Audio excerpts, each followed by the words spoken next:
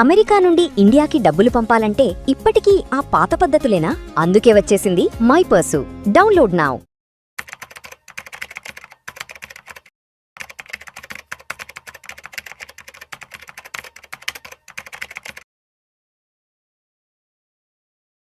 గిరిబాబు గారు నమస్తే సార్. నమస్తే అండి. Welcome to Vishnu talks and welcome to Suman TV. ఈ వీడియో ఎక్స్క్లూజివ్గా ఎవరి కోసం చేయబోతున్నానంటే, ఎవరైతే నెల జీతం రాగానే అడ్డదిడ్డంగా ఖర్చులు పెట్టేస్తూ నిద్ర లేచిన దగ్గర నుంచి బ్రేక్ఫాస్ట్ల కోసము, లంచ్ల కోసం, డిన్నర్ల కోసము స్విగ్గీ జొమాటోలకి వేలకు వేలు తగలబోస్తున్నారు. నిద్ర లేచిన దగ్గర నుంచి ఈ కామర్స్లో వేలకు వేలు డబ్బులు అనవసరంగా దుబారా చేస్తున్నారో అటువంటి వాళ్ళ కోసం, అటువంటి పిల్లల కోసం, ఆ పిల్లల కన్నా ఆ తల్లిదండ్రుల కోసం ఈ వీడియో మాట్లాడదాం అనుకుంటున్నాను సార్. సార్, ఉద్యోగం అంటే వాడు అప్పటిదాకా ఒక 2-3 సంవత్సరాలు జాబ్ ఉండదు, ఏదో కష్టపడి ఒక జాబ్ అయితే వస్తుంది. సరే, జాబ్ వచ్చినాక ఏదో ఓ 40,000 50,000 శాలరీ స్టార్టింగ్ ఉంటుంది. వాడు అప్పటిదాకా ఏదో ఒక రకంగా ఉంటాడు సార్. జాబ్ వచ్చిన 2-3 నెలల తర్వాత నుంచి ఏదో పెద్ద ప్రపంచాన్ని సాధించేసినట్టు, వాడేదో పెద్ద రిచ్ కిడ్ అయిపోయినట్టు ఫీల్ అయిపోతుంటారు. ఇంకా అక్కడి నుంచి స్టార్ట్ అవుద్ది వాళ్ళ లైఫ్ స్టైల్. నిద్ర లేచిన దగ్గర నుంచి స్విగ్గీ జొమాటోలో ఫుడ్లు ఆర్డర్లు పెట్టుకోవడాలు అవి ఉన్నాయి కదా, జెప్టోలు బ్లింకిట్లో నిద్ర లేచిన దగ్గర నుంచి రకరకాల ప్రోడక్ట్స్ ఆర్డర్ పెట్టుకోవడాలు, ఇంకా ఐఫోన్లు సాయంత్రం ఏంటంటే ఆ పబ్బులు గిబ్బులు, ఇలా వచ్చిన జీతాలు మొత్తం తగలబోస్తున్నారు. సరే, తల్లిదండ్రులకు చెప్తే ఆ తల్లిదండ్రులు ఏమైనా పద్ధతిగా వినే తల్లిదండ్రులు అంటే వాళ్ళు కూడా అట్లేరు. ఏముందండి, మేమంటే అప్పట్లో కష్టాలు పడ్డాము, ఇప్పుడు మావాడు ఎంత కష్టపడాలి, మావాడు ఇప్పుడు నిద్ర లేచిన దగ్గర నుంచి ఊరు మీద పడి బలాదూరులు తిరగాలి, మా వాడు ఊరు మీద పడి జల్సా రాయిలాగా తిరగాలి. మేము కష్టపడ్డాం అప్పుడు 80ల 90ల్లో, కాబట్టి ఇప్పుడు మా పిల్లలు కష్టపడకూడదు, కాబట్టి మా వాడు అడ్డదిడ్డంగా రోడ్ల మీద తిరిగినా మాకేమీ బాధ లేదని చెప్పి ఉన్నారు. సరే, అటువంటి వాళ్ళ కోసం వదిలేద్దాం. మొత్తానికి జీతం వచ్చాక డబ్బుని సరైన విధంగా ఎలా ఖర్చు పెట్టుకోవాలి, ఎలా పొదుపు చేసుకోవాలి డబ్బుని. మనము జనరల్గా ఎవరికైనా డబ్బులు అడిగితే ఎప్పుడు ఇస్తాము, ఎప్పుడు ఖర్చు పెడతాం చెప్పండి?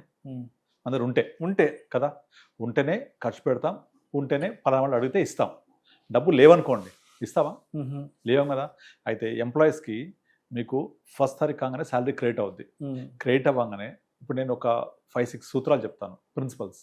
అది కనుక పర్ఫెక్ట్గా ఫాలో అవుతాయి ఈ సమస్యలే ఉండవు.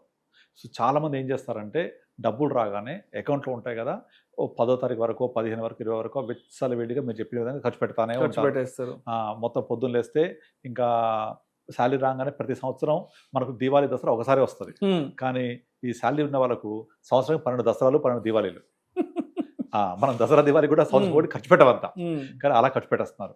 సో దాని నుంచి తప్పించుకోవాలంటే ఫస్ట్ వాళ్ళు శాలరీ రాగానే నా గత మంత్ శాలరీ ఎంత వచ్చింది, ఎంత ఖర్చు పెట్టాను, ఎంత మిగిలింది, దేని ఖర్చు పెట్టాను, అది రివ్యూ చేసుకోవాలి. లాస్ట్ మంత్ శాలరీ, గడిచిపోయిన శాలరీ రివ్యూ చేయాలి.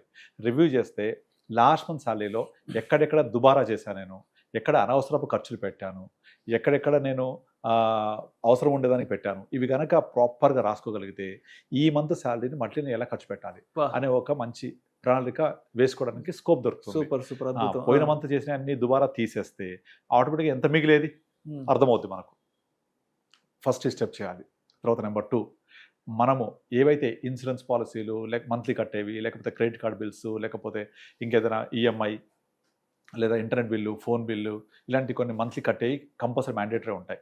ఇవన్నీ కూడా ఫస్ట్ తారీఖు రాగానే దానికి కట్టవలసిన అన్ని కట్టేసి మొత్తం అకౌంట్ అంతా క్లీన్ చేసేయాలి. దానివల్ల 2 లాభాలు. ఒకటి, టైంకి కట్టడమే కాకుండా మనము టైంకి కట్టడం వల్ల అధిక వడ్డీలు, పెనాల్టీలు, ఫైన్స్ లాంటివన్నీ పడకుండా ఈ సిబిల్ స్కోర్లు అట్లాంటి ఇబ్బంది లేకుండా ఉంటుంది. అది ఈఎంఐ కావచ్చు, లేకపోతే మనం కట్టవలసింది కావచ్చు. ఇప్పుడు కొన్ని కరెంట్ బిల్లు, ఈ బిల్స్ అన్ని ఆటోమేటిక్ పెట్టుకుంటారు చాలా మంది. అలా పెట్టుకోకపోయినా కూడా మనము ప్రతి నెల రివ్యూ చేసుకొని ఈ నెల ఎంత వాడాము, ఇంకేమీ బిల్స్, అన్ని బిల్స్ క్లియర్ చేసేసేయాలి. Including internet bill, telephone bill, current bill, లేకపోతే ఇంకేమైనా వాచ్మెన్ శాలరీ, మెయిడ్ శాలరీస్, ఇలాంటివి అన్నీ క్లియర్ చేసేయాలి. సెకండ్ స్టెప్, అంటే కొంత డబ్బులు వెళ్ళిపోతాయి. థర్డ్ స్టెప్, నాకు ఎంతైతే ఎమర్జెన్సీ ఫండ్ కావాలి నా జాబ్ లేకపోతే మినిమం 6 months to 12 months ఉండాలి. ఆర్ నీకు శాలరీ వచ్చేదానికి ఇంటూ 12 months ఉండాలి. ఈ 12 monthsకి సరిపడా ఎమర్జెన్సీ ఫండ్ ఉందా లేదా? లేదు అంటే ఈ మంత్ శాలరీ నుంచి ఎంత కొంత నేను కాంట్రిబ్యూట్ చేయాలి దానికి. ఇది ఎక్కడ ఇన్వెస్ట్ చేయాలి? కేవలం లిక్విడ్ ఫండ్స్లో ఇన్వెస్ట్ చేయాలి ఇది, లేదా బ్యాంక్లో, లేదా ఎఫ్డీ రూపంలో, అంటే మన క్లిక్ అయ్యేలాగా జస్ట్ ఒక ఏటీఎం లెవెల్లో ఇట్లా క్లిక్ చేస్తే డబ్బులు వచ్చేయాలి. ఎక్కడ ఎటువంటి మార్కెట్ ఒడిదుడుకులకు దేనికి సంబంధం లేకుండా ఒక లిక్విడ్ ఫండ్ దాంట్లో మనము 12 మంత్స్కి సరిపడే అమౌంట్ ఎంత ఉంది, ఇంకెంత డెఫిసిట్ ఉంది, ఈ మంత్లో ఎంత కంట్రిబ్యూట్ చేయాలి అని దానికి కంట్రిబ్యూట్ చేసేసేయాలి. అక్కడికి ఎమర్జెన్సీ ఫండ్ అయిపోయింది. నెక్స్ట్ తర్వాత కొన్ని రకాల మన దీర్ఘకాల ఇన్వెస్ట్మెంట్స్ ఉంటాయి కొన్ని, లైక్ నేను రిటైర్ అయితే నాకు ఇంత కావాలి రిటైర్మెంట్ ఫండ్, మా పిల్లల ఎడ్యుకేషన్కి ఎంత కావాలి, మా పిల్లల మ్యారేజ్కి ఎంత కావాలి, ఇలాంటివి కొన్ని రకాల ఎక్స్పెండిచర్స్ ఫ్యూచర్లో వచ్చే ఉంటాయి. అలా అన్నిటికంటే ఇంపార్టెంట్ రిటైర్మెంట్ ఫండ్.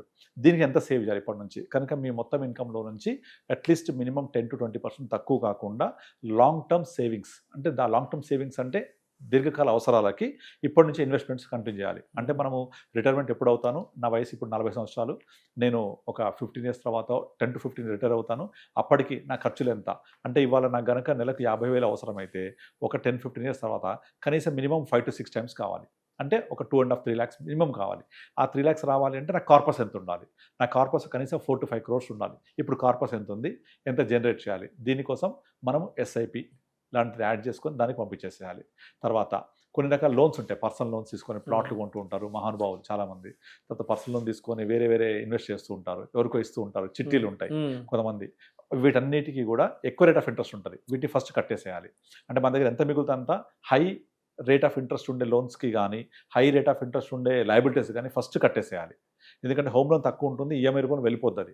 కానీ మన పర్సనల్ లోన్స్ చాలా హై రేట్ ఆఫ్ ఇంట్రెస్ట్ ఉంటాయి, credit cards bills high rate ఉంటాయి, కనుక వాటన్నిటికీ ఫస్ట్ క్లియర్ చేసేసేయాలి. అట్లా వాటన్నిటికీ క్లియర్ చేసేసేయాలి. క్లియర్ చేసిన తర్వాత రిమైనింగ్ ఏముందో వాటిని మనం ఆ నెల ఖర్చు పెట్టుకోవడానికి ప్లాన్ చేయాలి. అంటే ఫస్ట్ శాలరీ రాగానే రివ్యూ చేయాలి, గత నెల ఏం ఖర్చు అయింది, ఎక్కడ ఖర్చు పెట్టాను, ఏం చేశాను. అది అయిపోయిన తర్వాత ఇమీడియట్లీ ఆ నెల ఖర్చులు ఏమి ఉన్నాయి, బిల్స్ ఏమున్నాయి అన్ని క్లియర్ చేసేయాలి. తర్వాత ఎక్కడెక్కడైతే నా లాంగ్ ఇన్సూరెన్స్ పాలసీలు, హెల్త్ పాలసీలు ఇలాంటివి ఉంటే వాటికి క్లియర్ చేసేయాలి. తర్వాత నా రిటైర్మెంట్ ప్లానింగ్ ఏముంది దానికి పంపించేసేయాలి. తర్వాత నా ఎమర్జెన్సీ ఫండ్ ఎంత ఉంది, ఎంత తక్కువ ఉంది, ఇప్పుడు ఎంత కంట్రిబ్యూట్ చేయాలి, ఇవన్నీ పక్కన పెట్టేసి అన్ని సేవింగ్స్, ఇన్వెస్ట్మెంట్స్, తర్వాత బేసిక్ నెసెసరీ పోయిన తర్వాత రిమైనింగ్ మన వాంట్స్ కోసం, తర్వాత లగ్జరీస్ కోసం ఖర్చు పెట్టుకోవాలి.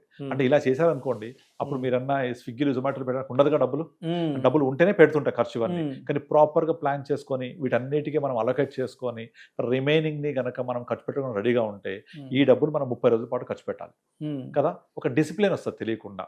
ఇప్పుడు ఒక దేశానికి ఆర్థిక ప్రణాళిక, బడ్జెట్ ఎంత ముఖ్యమో మన వ్యక్తిగతంగా కూడా మన బడ్జెట్ అంతే ముఖ్యం. ఆ వ్యక్తిగత బడ్జెట్ని కనుక ఇట్లా మనం ప్లాన్ చేసుకుంటూ వెళ్తే మన అకౌంట్ని ప్రాపర్గా ప్లాన్ చేసుకొని ఎమర్జెన్సీ అవసరాలు ఏవైతే ఉంటాయో అవన్నీ కూడా వేరే అకౌంట్కి ట్రాన్స్ఫర్ చేయాలి. ఎస్ఐపిస్ అన్ని వేరే అకౌంట్ ట్రాన్స్ఫర్ చేయాలి. ఎప్పుడు కూడా నా శాలరీ అకౌంట్కి ఎస్ఐపి లింక్ చేయొద్దు, ఎందుకంటే శాలరీ అకౌంట్ మనం కంపెనీ మారిన కొద్దీ అకౌంట్ మారిపోద్ది.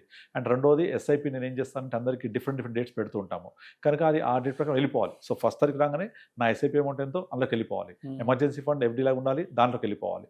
ఇట్లా ఎక్కడికక్కడికి బైఫర్కేట్ చేసుకొని 1st తారీఖు నాడు కనుక కూర్చొని ఎవరైతే భార్యాభర్తలు ఇద్దరు కూర్చొని ఈ ఆర్థిక ప్రణాళిక ప్లాన్ చేసుకుంటారో వాళ్ళ లైఫ్ ఎక్సలెంట్గా ఉంటుంది. ఫ్యూచర్ ప్లానింగ్ చేసుకోవచ్చు అన్ని విధాలుగా, వాళ్ళకి ఎటువంటి ఇబ్బందులు లేకుండా. ముఖ్యంగా మనం ఫస్ట్ ఏమింటున్నాం, ఇప్పుడు ఈ ఏఐ రావడం వల్ల జాబ్స్ పోతున్నాయి, లేకపోతే వేరే రీజన్స్ వల్ల, అమెరికాలో పరిస్థితుల వల్ల జాబ్స్ పోతున్నాయి కదా. మరి అలాంటప్పుడు జాబ్ పోతున్న పరిస్థితి ఏంటి, నేను ఎలా సర్వైవ్ కావాలి, వాటన్నిటికీ సమాధానమే మనం చేసుకునే ఆర్థిక ప్రణాళిక. సో గిరిబాబు గారు, అంటే నేను ఇందాక ఫస్ట్ ఇంట్రోలో చెప్పినట్టు ఈ మధ్య కాలంలో చాలామంది పేరెంట్స్ ఎలా తయారయ్యారంటే, అరే మీ అమ్మాయి అనవసరంగా దుబారా ఖర్చులు పెట్టేస్తుందండి, మీ అబ్బాయి అనవసరంగా డబ్బంతా ఖర్చులు తగలబోస్తున్నాడని చెప్తే, ఏమనండి మేమంటే అప్పట్లో కష్టపడ్డాము, ఇప్పుడు మా పిల్లలు అసలు ఏమాత్రం కష్టపడడానికి లేదు, కాబట్టి మా పిల్లలు హ్యాపీగా ఖర్చు పెట్టుకోవాలి, మా పిల్లలు హ్యాపీగా రోడ్ల మీద పడి తిరగాలి, దొరలాలంటూ కూడా పేరెంట్స్ చెప్తున్నారు. కాబట్టి ఎంతవరకు కరెక్ట్ అంటారు? ఎందుకంటే పిల్లల ఖర్చుల్ని అదుపు చేయడం అనేది తల్లిదండ్రుల బాధ్యత, కానీ తల్లిదండ్రులే అలాంటి బాధ్యతను మర్చిపోయి పిల్లల్ని ఈ విధంగా పక్కదవ పట్టేలా ఆల్మోస్ట్ అందరు తల్లిదండ్రులు చేస్తున్నారు. కానీ నిజంగా అలా ఎవరైనా చెప్తారైతే అనుకోవట్లేదు. అలా చెప్తే అంతకుమించిన దౌర్భాగ్యం ఒకటి ఉండదు. ఎప్పుడు ఏదైనా అలా చెప్పకూడదు, చెప్పరు కూడా నా దృష్టిలో. ఇక అలా చెప్పారు అంటే వాళ్ళ గురించి మనం మాట్లాడుకోవడమే మంచిది. సో నార్మల్గా ప్రతి ఒక్కళ్ళు పిల్లలకి వాళ్ళ యొక్క ఆర్థిక ప్రణాళిక గురించి, ఫైనాన్షియల్ డిసిప్లిన్ గురించి నేర్పించాలి. నా దగ్గరికి నేను ఒక ఫ్యామిలీ వచ్చారు ఫైనాన్షియల్ కౌన్సిలింగ్ కోసం. వాళ్ళ డాటర్ వచ్చేసి మెడిసిన్ చదువుతోంది జార్జియాలో, వాళ్ళ అబ్బాయి జాబ్ లేదు, AAA అయిపోయింది, 3 years అవుతుంది. వాళ్ళ ఫాదర్కి 2 lakhs దాకా శాలరీ. ఆ అబ్బాయి ఏం చేస్తున్నాడంటే ఫాదర్ శాలరీ తీసుకొని ఇంకా ట్రేడింగ్ మొదలు పెట్టాడు. ఆల్రెడీ 5 lakhs పోగొట్టేశాడు, పోయినాయి. ఇప్పుడు ఏం చేశాడు, నేను ఒక ట్రైనింగ్ నేర్చుకున్నా, కోర్స్ నేర్చుకున్నా అని చెప్పేసి F&O స్టార్ట్ చేశాడు. F&O సెల్లింగ్ స్టార్ట్ చేశాడు, ఆప్షన్ సెల్లింగ్ చేసిన తర్వాత డబ్బులు వస్తున్నాయని చెప్పాడు. నేను చెప్పాను ఎంత పెట్టావు, ఎంత ఉంది అంటే ఆల్మోస్ట్ 5.5 lakh గాన్. అది పోయినాయి చెప్పట్లేదు, నేను 1,00,000 పెడితే 1,30,000 అని చెప్తున్నాడు. పోయినాయి అంటే అప్పటికి పోయినాయి, అయిపోయింది, మళ్ళీ ఫ్రెష్గా స్టార్ట్ అయినాయి. దీని మీద చెప్తున్నాడు, ఫ్రెష్గా స్టార్ట్ కాదు మొత్తం చెప్పు అంటే అప్పుడు చెప్తున్నాడు, నేను అసలు స్టార్ట్ అయిన దగ్గర నుంచి ఒక 5 లక్షల పైగా పోగొట్టేశాను, ఇప్పుడు నడుస్తుంది. మరి నీ జాబ్ ఏంటి అంటే జాబ్ లేదు. ఏం చేసామంటే ట్రిపుల్ చేశాను. మరి అలా జాబ్ లేకుండా ఇంట్లో కూర్చుంటే ఇలాంటి పనులే చేస్తాం మనం. ఎప్పుడైనా సరే స్టాక్ మార్కెట్ అనేది ఒక అతిపెద్ద సంపద సృష్టించే ఒక యంత్రాంగం, అది సంపద సృష్టించే అవకాశం, అది వ్యవస్థ సంపద సృష్టించే వ్యవస్థ. దాంట్లోకెళ్ళి సంపద సృష్టించుకోకుండా ఇలా మీరు ట్రేడింగ్ తోటి మీరు గనక ట్రేడింగ్ చేశారంటే డబ్బులు పోవడం తథ్యం. రోడ్డున పడడం తథ్యం. రోడ్డున పడడం నిద్రలే చిన్న చూడట్లేదు. అబ్బాయిని అడిగాను, నువ్వు ఎలా చేస్తున్నావు అంటే నేను డిమాండ్ సప్లై ఫాలో అవుతా అంటాడు.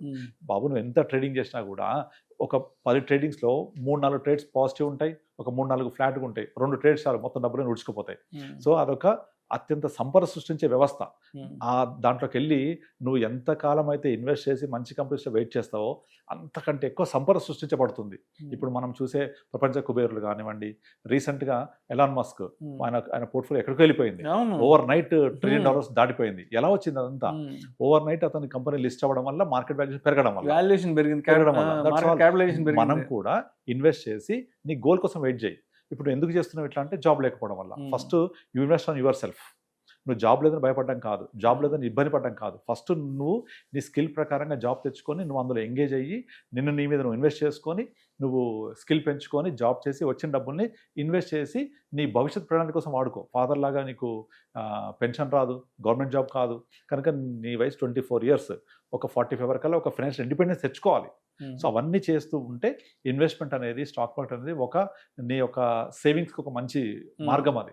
కానీ దాంట్లోకి వెళ్ళి సేవింగ్స్ చేయకుండా ట్రేడింగ్ చేస్తే చాలా దారుణంగా పరిస్థితులు ఉంటాయని గట్టిగా క్లాస్ ఇచ్చాను నేను. సో అతను చూద్దాం మారుతాడో లేదో. సో అట్లా కనుక మనం ప్రాపర్గా ప్లాన్ చేసుకొని ఇన్వెస్ట్ చేసుకుంటే మన లైఫ్ కూడా చాలా ఎక్సలెంట్గా ఉంటుంది, ఒక మంచి సంపద సృష్టించుకోవచ్చు. ఇది ఎక్కడ కూడా సాధ్యం కాదు except stock market. Right sir, thank you sir. Thank you so much Giribabu గారు. థ్యాంక్ యూ అండి. జీతం వచ్చిన వెంటనే ఎలాంటి పనులు చేస్తే మనం సరైన విధంగా మన ఖర్చుల్ని, అదేవిధంగా మన పెట్టుబడుల్ని, మన సేవింగ్స్ని ఏ విధంగా చక్కగా మేనేజ్ చేసుకోవచ్చు అన్నదాన్ని చక్కగా తెలియజేస్తే thank you so much sir. Thank you అండి.